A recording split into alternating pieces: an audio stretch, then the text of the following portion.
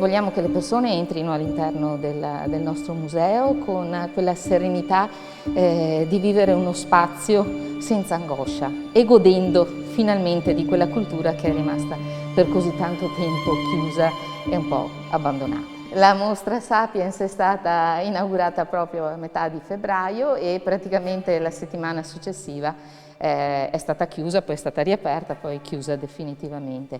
Però anche la mostra Sapiens sarà appunto fruibile e visitabile a partire con la riapertura dei musei. Una mostra che riserva tantissimi reperti importanti, straordinari, ma soprattutto per chi ha seguito il momento dell'inaugurazione è una mostra che ci racconta la storia di questo territorio attraverso un aggancio anche con il nostro contemporaneo e con il futuro, mettendo insieme le due anime che sono le anime caratteristiche di questo nostro museo, che sono la parte archeologica e poi la parte naturalistica. Qui siamo nelle esposizioni permanenti, ma direi che la protagonista, ed è stata la protagonista anche di tutta l'attività che abbiamo svolto a livello di social, è la nostra situla. La caratteristica di questa situla è proprio questo straordinario disegno che magari nell'oggetto originale non si vede, ma che proprio grazie al lavoro dei nostri archeologi è stato possibile ricostruire.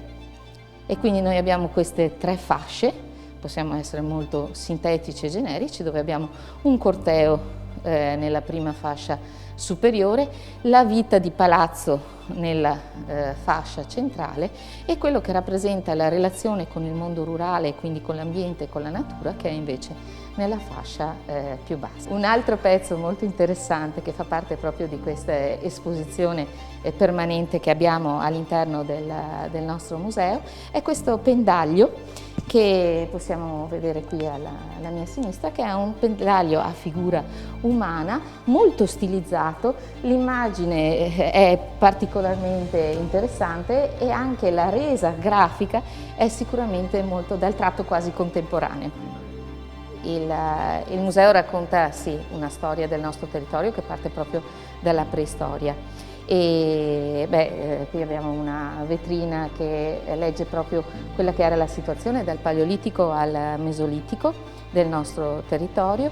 Affrontiamo la parte della preistoria anche spostandoci un po' fuori da Montebelluna, quindi cogliamo anche tutta l'area di Cornuda. Poi vi voglio far vedere anche questi due pani in rame che sono stati trovati proprio sull'alveo del fiume Piave, che sono proprio la testimonianza di come il Piave fosse una via di commercio, di collegamento con i giacimenti di rame che troviamo nelle vallate agordine.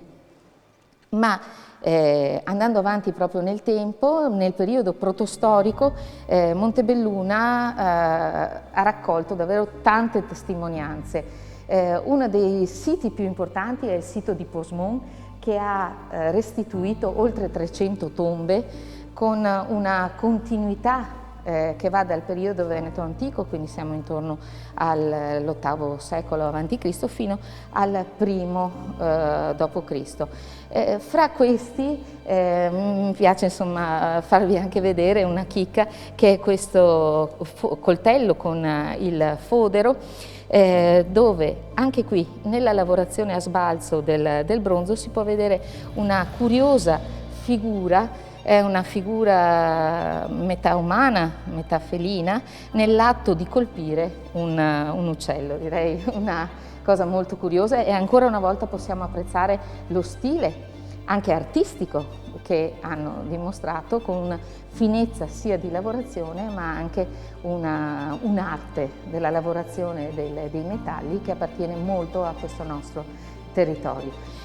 Intorno, vedete, ci sono tantissimi di questi corredi, dicevamo oltre 300 le tombe, ce ne sono dei più diversi. Due molto interessanti sono due corredi che presentano ancora all'interno questa testimonianza della lavorazione del bronzo, con questo astuccetto in questo corredo lavorato a sbalzo, che ritroviamo anche in quest'altro corredo, un corredo maschile e femminile quindi una sepoltura doppia, e ancora una volta vedete prezioso quell'astuccetto lavorato a sbalzo.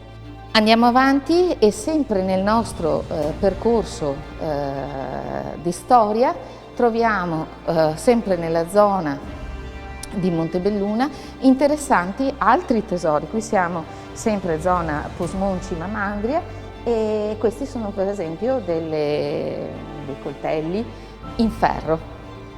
E poi un piccolo tesoretto con questi gioielli in argento, con il turquoise, la fibula, anche questi direi dalla lavorazione molto fine e molto elegante.